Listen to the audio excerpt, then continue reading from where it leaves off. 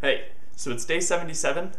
So I was talking with some friends and they were laughing at my forgetting that I had my license renewal thing.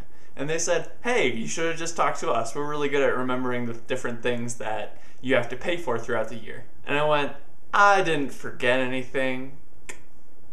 I definitely have to pay for TurboTax coming up, which is home and business because I have some startups. Not enthused. Anyway, so I found out something interesting this week. I sometimes censor that I'm actually doing this challenge. And it's not because I'm ashamed of it or anything, but when you're talking to someone that you don't really know that well and they're talking about their trip to Europe, and then they ask what you've been up to, it's a little bit hard to just say, oh yeah, I'm also just living on $7 a day. Not because I'm ashamed of it, not because I'm talking down to them, but because it seems like I'm talking down to them. Which leads me to an interesting point. We as American Christians can talk about almost anything else, but we better not get into each other's faces as far as finances. And that sort of makes me sad because I don't think it was like that in the early church. I think it's a barrier that Satan has put up so that we don't challenge each other.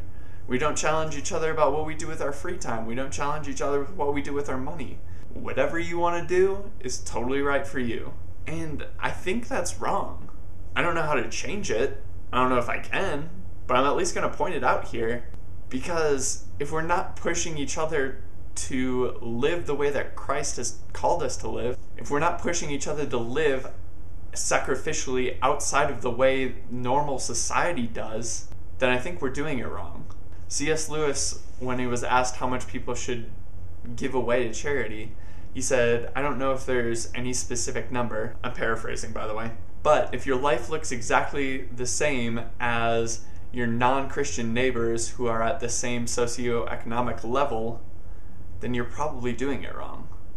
So we need to challenge each other to be living to a higher standard than what the American culture is calling us to. Anyway, just some thoughts.